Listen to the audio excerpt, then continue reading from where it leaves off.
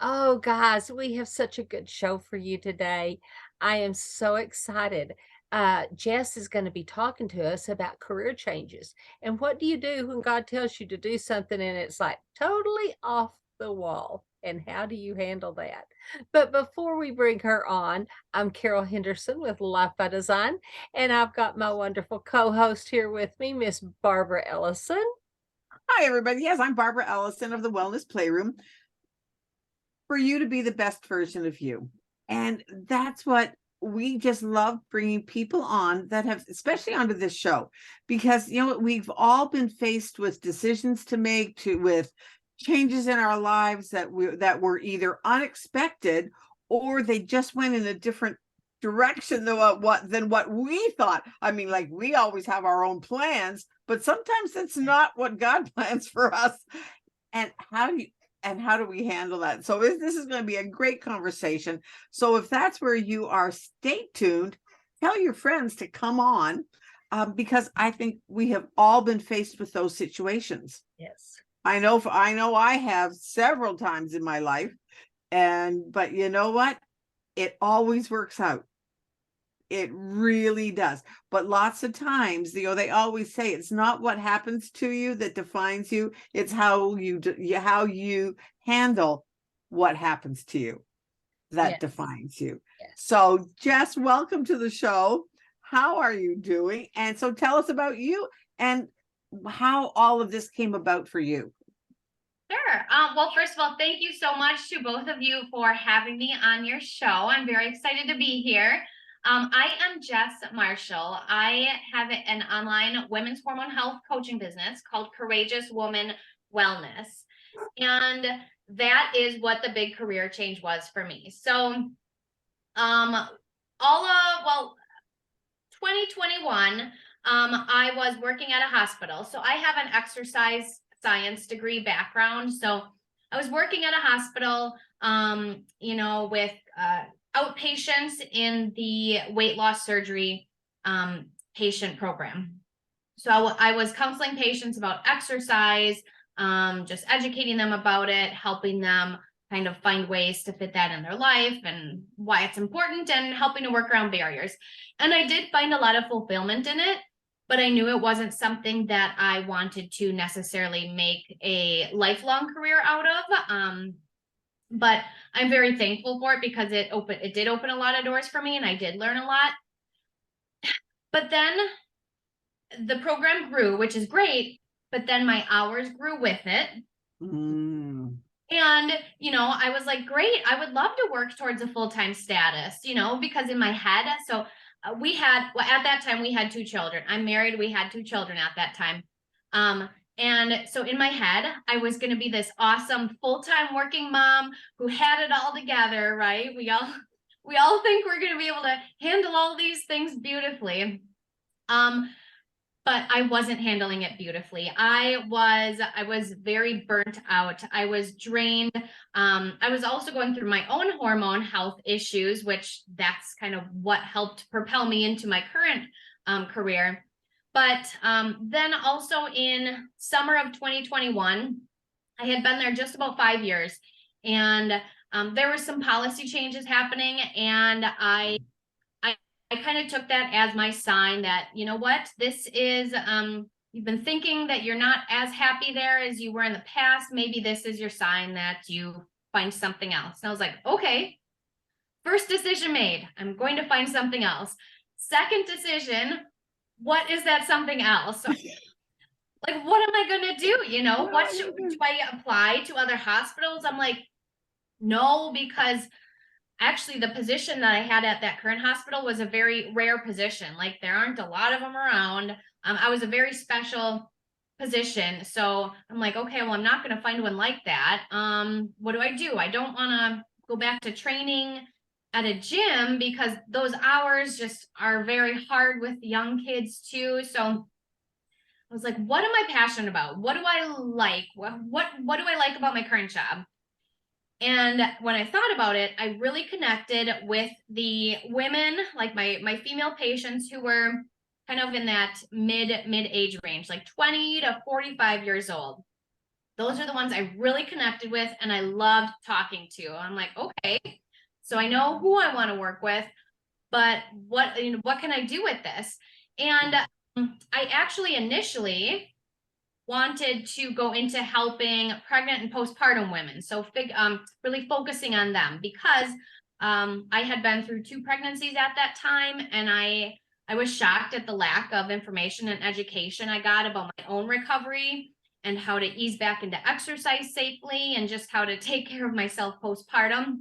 So that was my first, what I was going to focus on. And so I actually then ventured into the idea of starting my own online coaching business, which I didn't even know those online coaching businesses existed until I started looking into it. I was like, wait, there's a whole, the whole industry.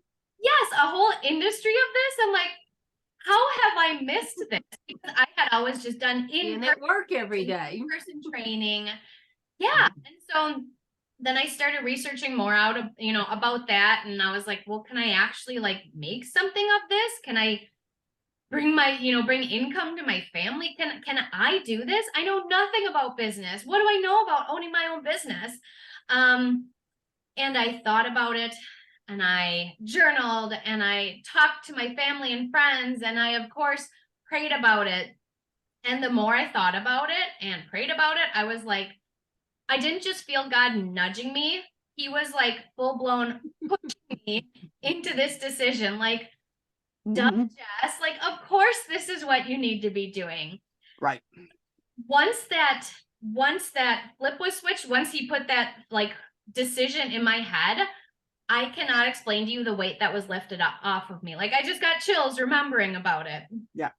And it was just, I obviously consulted with my husband, and I'm like, is this something that's okay? I'm not going to make a huge career life-changing decision without talking about it with him.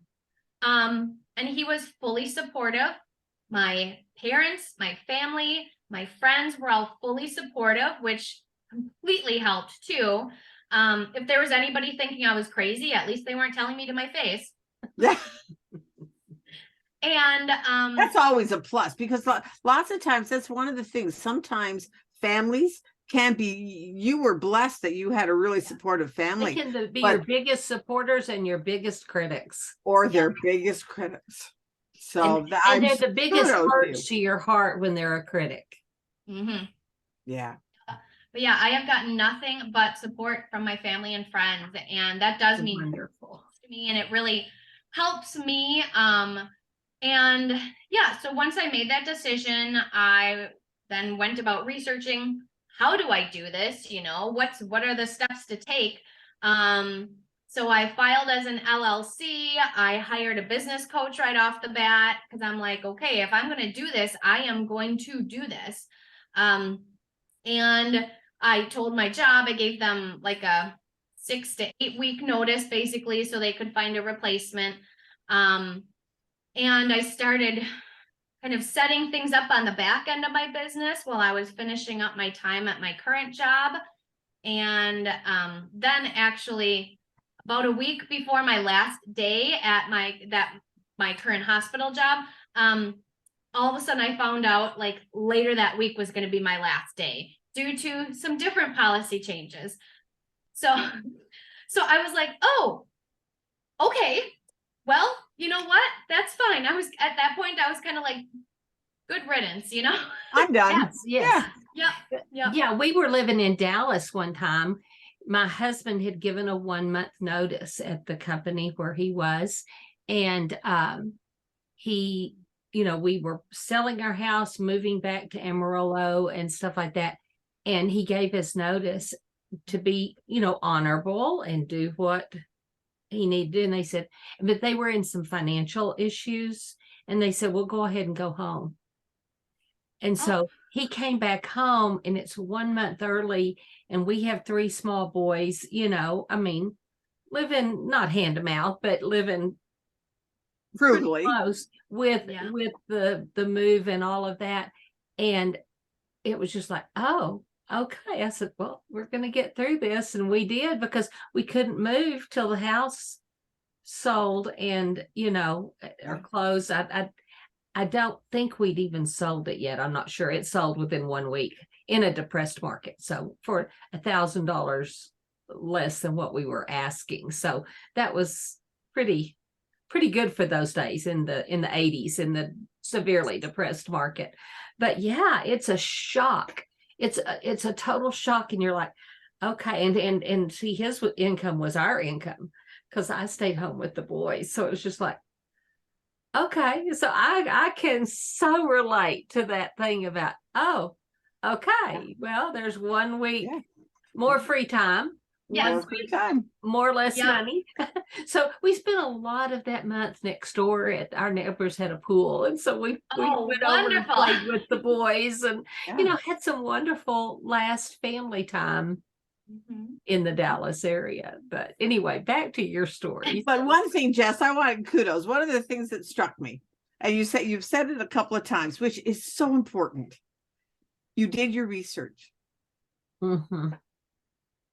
So often, and I'm going to admit, I'm one of them. I've just kind of jumped into things willy-nilly with no reason. Oh, I just believe people. And Carol and I, we've talked about it before. That, and but I have to admit, though, over the years, it has worked out.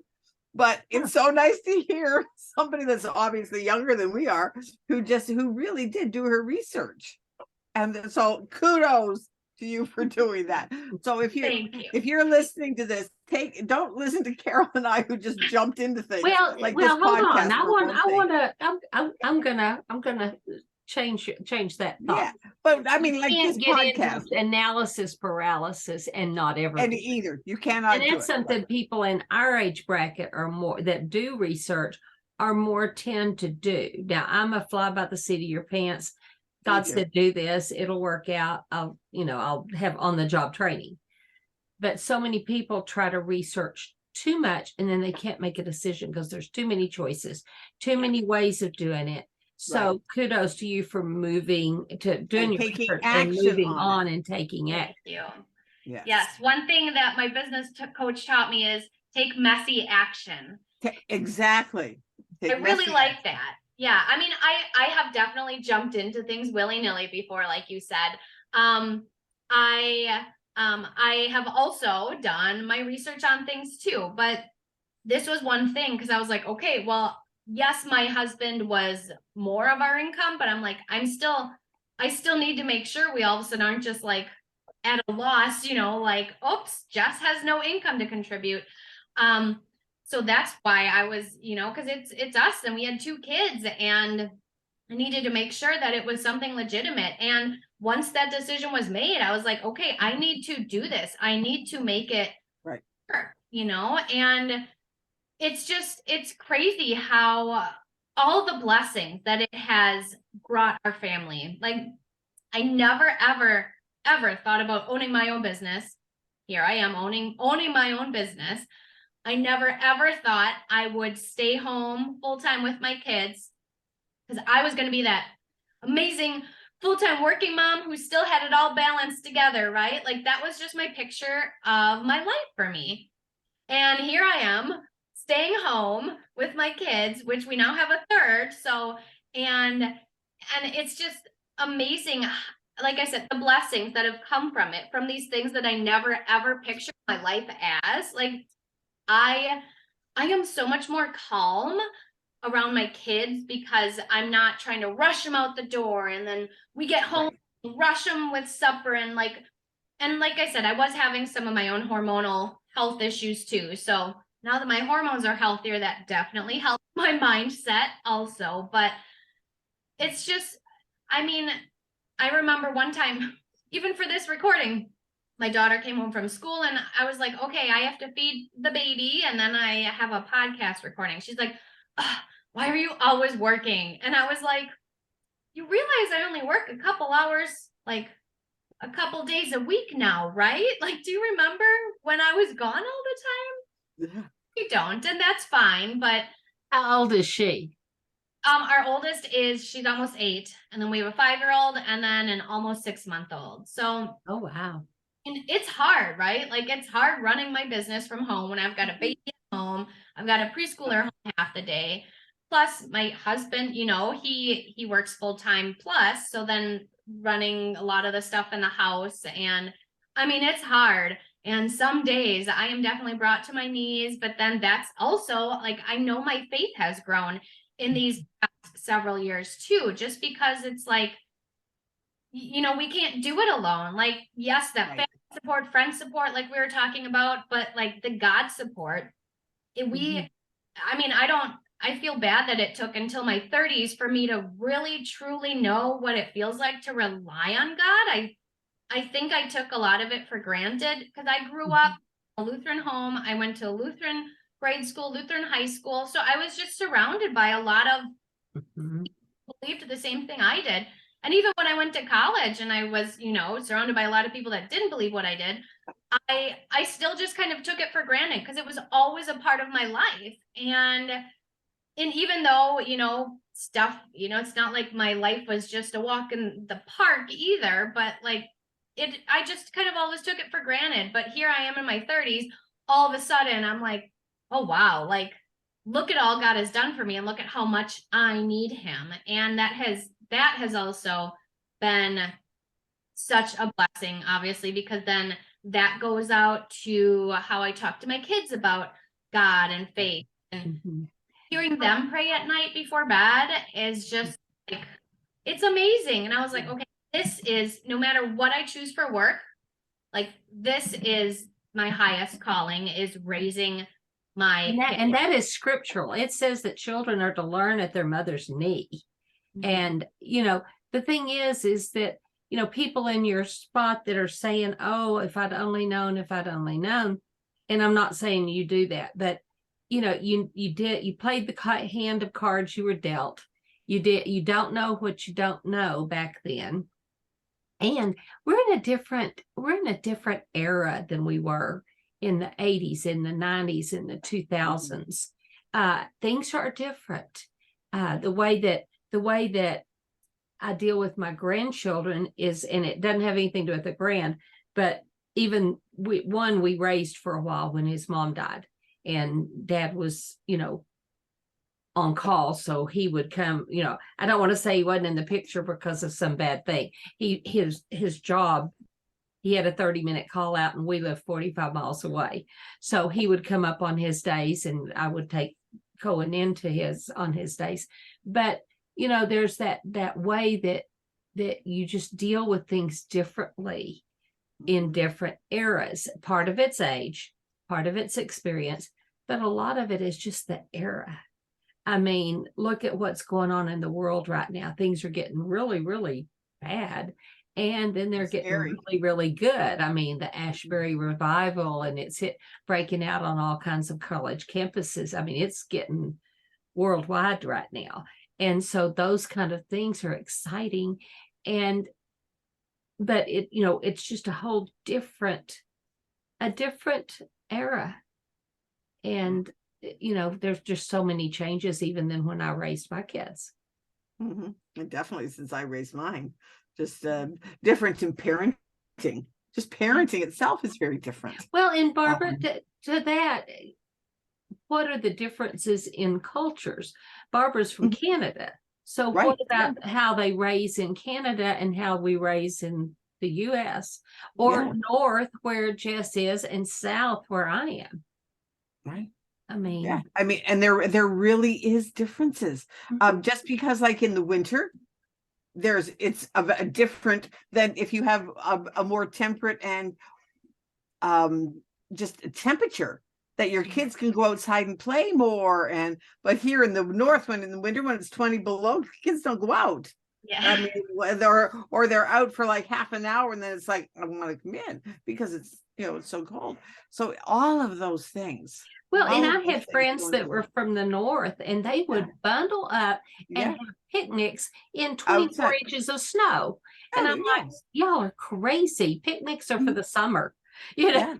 But I mean, they would hike and do Yeah. picnics, and I'm just Well, like, we had to. Otherwise, you were stuck in the house, Yep.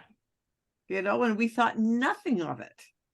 That yeah. we would, and that was the thing. You would bundle, everybody would bundle up. And I mean, and then you would be like, because we would be out in the woods playing and just all sorts of fun things. So yeah, very, very different. Or we would go on sleigh rides. We would go tobogganing. Oh, brother.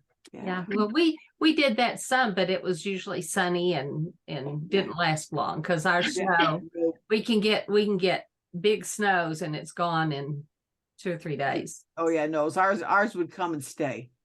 Yeah, ours don't. So, but I'm like the middle ground between you two, because in Wisconsin, I'm not like, Yeah. We're cold and snowy, but probably not as bad as you, Barbara. And Carol, we're colder than you, but yep, we still get hot summers too. Not always. Actually, our temperatures outstrip Alaska once in a while. Yeah, Really? Often. Yeah. Interesting. Yeah. So I'm up in the panhandle of Texas, and we're the extremes. We get up like last summer it was 100, 910, and then the winter before that it was -15 for daytime highs. So yeah, we get it all here. And sometimes in one day we had I think they said a 60, 70 degree temperature drop yesterday or day before. So yeah. But it's Texas. We do everything big. Ours dropped 3 degrees from yesterday to today. Yeah. But that's the fun thing about, number one, working at home. That I mean, sometimes I can look outside and go, gee, I am so glad that I work outside. I work at home. Yeah. Oh yeah. And then it's like, okay, I'm not going out. And my job when I was at the hospital. So back to, now that we've gone down that weather rabbit hole, but you know what? It affects all of us, though. It does. Yep. It really does. So. Yeah. Well, and yeah. Do you notice anyways? Do you notice a difference in your other children that you raised having a full-time job and the baby or the toddler from your 8-year-old, and how things are going with you being home all the time as opposed to out the door, other than the hurriedness? Sure. I think, well, and they all have different personalities too, but I think I can definitely, between the first two in their baby stage and this one who's almost 6 months, yes, she is just, and maybe it's her personality, and maybe it's because she's the third kid, so she has to go with the flow, but she is so chill. She's so go with the flow, but she does really love her mama, which all babies are like that too. But she is not used to being away from me as much. So sometimes that's come around to bite us in the butt. Like if I'm like, okay, we went out with friends and my mom watched them and tried to give the baby a bottle and put her to bed, and she would not take the bottle. She screamed and screamed and screamed because she's so used to me, and it's so much easier if I'm around her all the time anyways. And I think this time, because I've been on the other side, like, I've gotten through the baby and the toddler stage with the other two. I know it gets easier. I know they get more independent and they don't require our constant care. I think I'm also more patient this time around because I'm like, I'm going to enjoy this and soak it up, because I know that it is easy. I mean, I know each age of kids comes with a different challenge, but I'm like, I know this challenge of me feeling like I can never get away, I know it gets better. And I do make sure I still take time to do things for myself, obviously, too. Like when the weather's okay, we'll go out for a walk. That's my me time. Or even this, like work, sometimes I get very stressed out about trying to get it all done, but I truly enjoy what I do. So that's also like, I get some time away sometimes. Now, a lot of the time I have to work just with her by me, and I'm trying to work and do things at the same time, but you know, it's so I make sure I still get time for that self-care, whatever it might look like. And I'm okay with it because I know my identity is not just wrapped up in just mom. I also have my own things that I do for myself, Right. whether it's exercise, whether it's, you know, getting together with friends or just going out for a run or whatever it is, or just taking time to read a book, or even going to the store, running errands by myself. Like, that doesn't sound like a big deal and it shouldn't be self-care, but at this stage, With 3 sometimes kids, that's what it is. going to the store can definitely be self-care. Yes. So before we go off, what nugget would you leave with people who are looking at having a big life change? Do your research, like we were talking about. See if it is a feasible change, a feasible option, and see what other options are out there. Pray, for sure. Pray, do your own self-reflection, whether it's through journaling or however you want to do that, and get input from other people. But in the end, listen to your gut too, because your gut Right. thing, that's usually what God is pushing you to do, right? And so if it feels, even if it's uncomfortable, if you're like, I think I need to do this, even though it's scary and messy and uncomfortable, just do it, because you cannot even imagine the blessings that come out on the other side. And I know that the blessings aren't done. I know there's going to be more and more and more, no matter what happens, no matter if I'm still doing this job in 10 years or if God has, you know, pushed me into something else. But just, it's amazing. Take messy action and have patience with yourself and grace with yourself as you do it. Yes. Well, that is Exactly. great Good advice. information. So, guys, click like, share. If you're on YouTube, please ring the bell and subscribe, because we've just started our YouTube part of the channel. So please subscribe and give us a thumbs up and share with your friends. And so thank you so much. Thanks, Barbara. Thanks, Jess. And Thank you so much for having me. You are very welcome, and we'll see you next time. Bye.